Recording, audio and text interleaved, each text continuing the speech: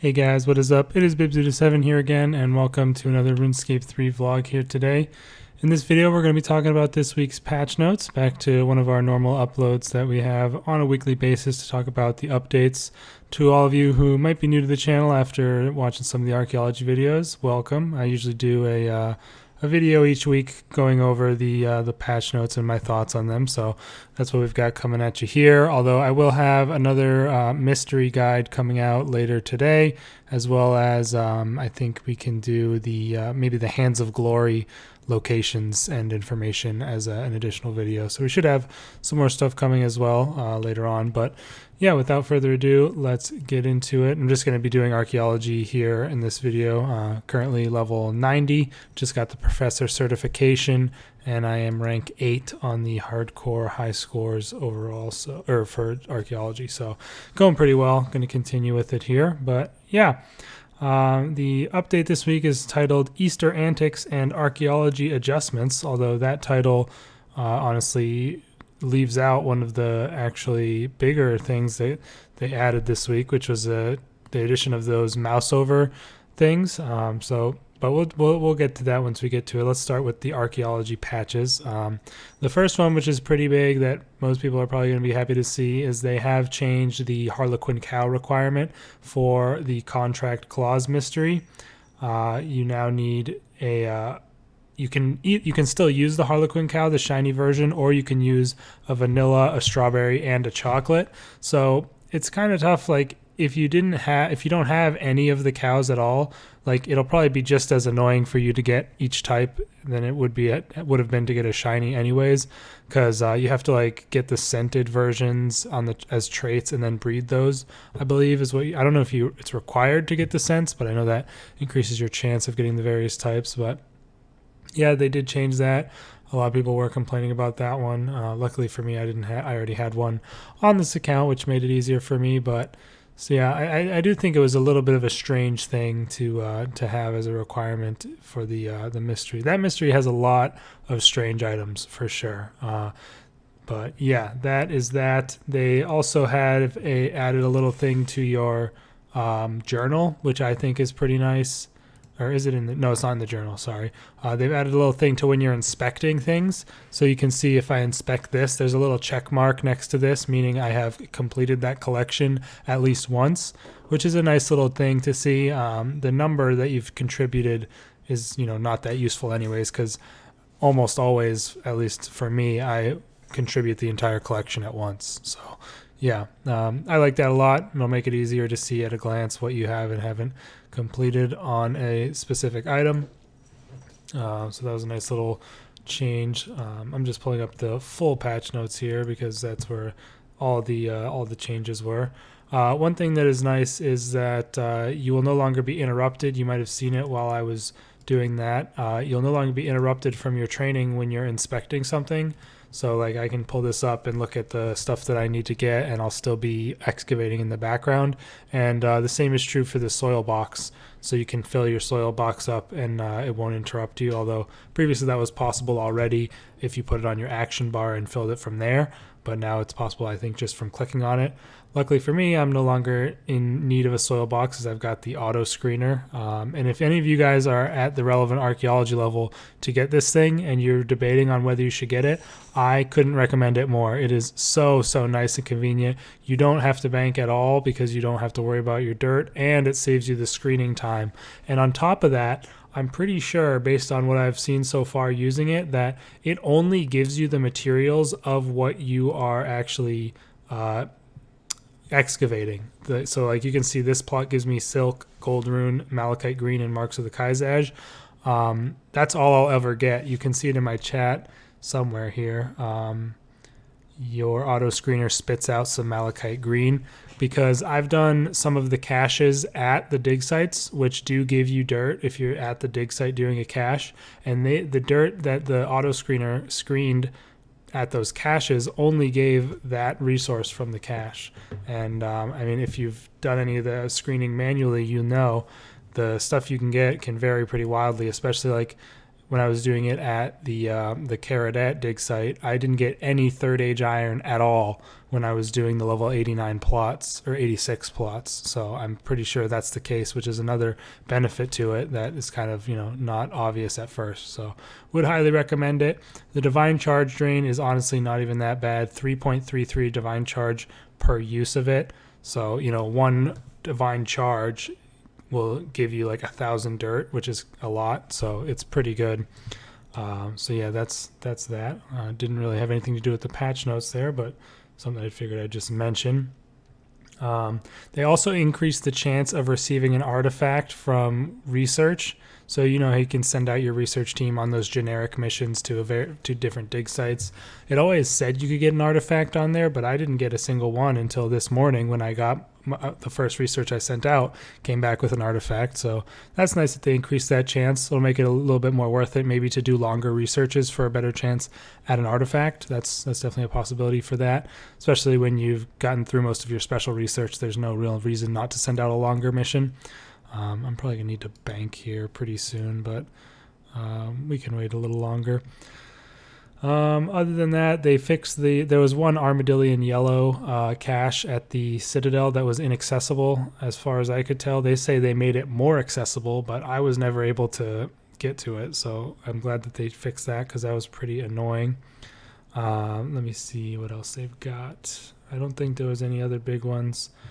They said something about the Capricorn portion of the contract clause mystery, and I'm going to spoil it. They didn't spoil it in the patch notes, but if you don't want to hear the solution to the mystery, then don't listen here. But they apparently have made it so that different styles of fake beard can be used, which is good. I'm pretty sure that's what it means, but they don't actually say. They say different styles of blank can now be used for the Capricorn portion.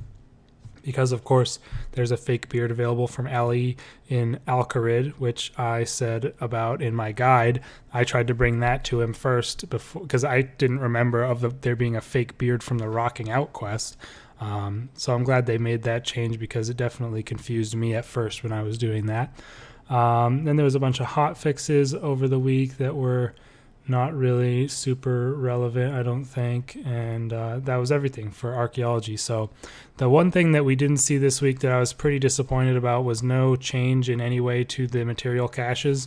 I think they either need to be made permanent and you get a lower rate of resources, or they need to at least respawn faster and last longer, because as it is right now, I could go just me in a world by myself. I can run out of stuff to do when there's like 5 caches in one area if I get unlucky, and it happens more often than you'd think, so it's pretty annoying.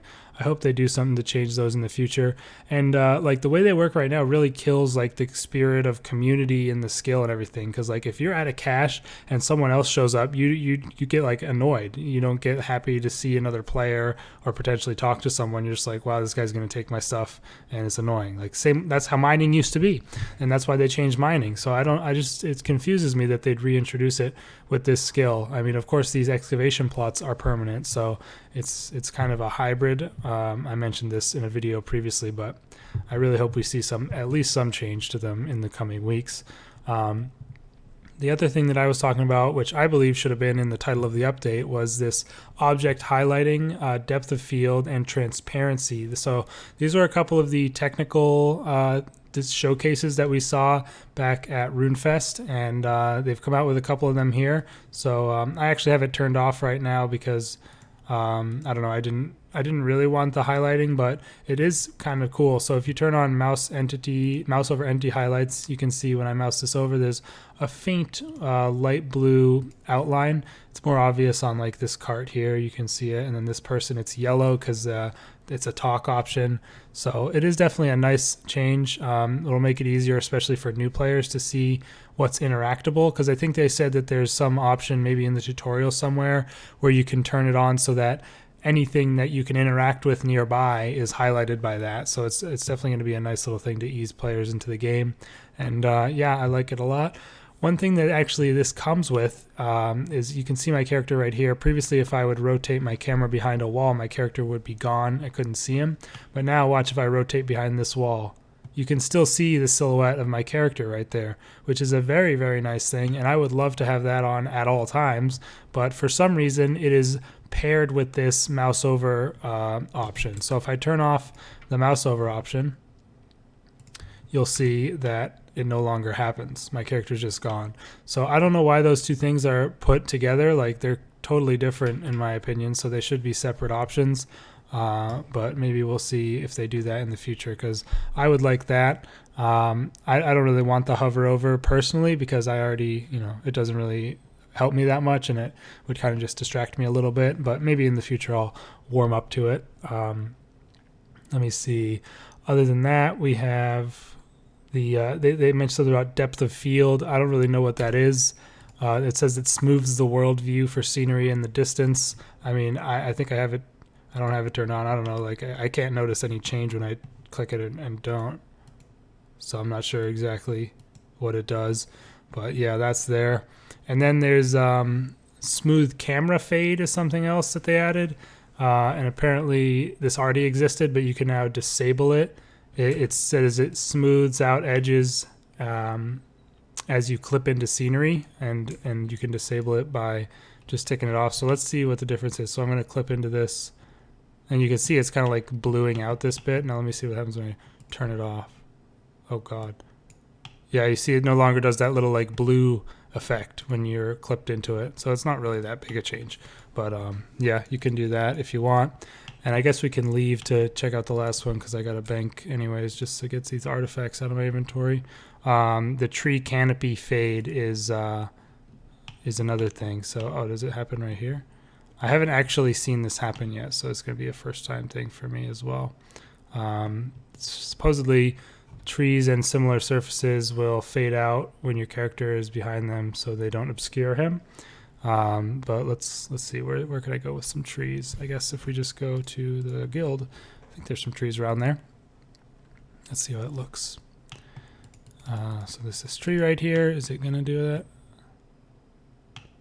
I mean, you can see it's trying, but it doesn't. Oh, there it goes.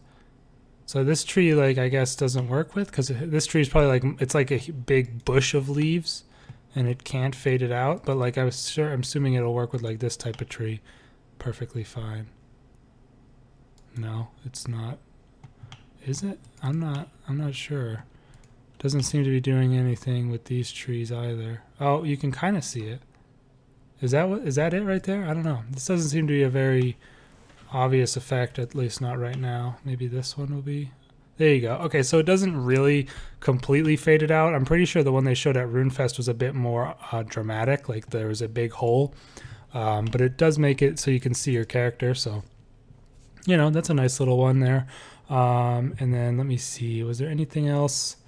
I don't think so. Yeah, that was everything from the patch notes. So some pretty good ones in there. I like all these little technical things that they've added, and I'm looking forward to seeing if they can do any of those other things like the movement smoothing and other things like that. But there's also a Easter event that's going to be, I think, starting tomorrow, or maybe it's not till the 8th. Let me see. Where is it in here? I think it's somewhere at the bottom, or no, it's the one at the top, isn't it? Let me see. I'm trying to find the the mention about it. Easter antics, yes.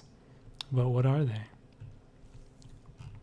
I don't know why I'm like blind right now. Oh, sorry. It's not actually, they don't actually have it titled as Easter event in the notes. But yeah, it's April 8th. There's going to be an Easter event running from April 8th to 15th. So just 1 week. Make sure you're there to get it done. And it's just going to be, I don't know, they say that they're going to be having eggs being hidden by imps. And you're going to have to catch them or find the eggs or something. And, nice little Easter event. They don't do events a whole lot anymore, so it's nice to see one, I guess. And we'll see how that is when it comes out. But, yeah, that's pretty much it, you guys, for this video. I just wanted to go over those patch notes. Some pretty cool stuff in there. I'm glad they made a change to the Harlequin cow for people who needed it. And like I said, we'll be having some more videos coming your way before too long. For more stuff on archaeology, like mystery guides, special research, and a bunch of other stuff as well. So hope you guys are enjoying. Thanks again to all the new subscribers, and I'll see you in the next video.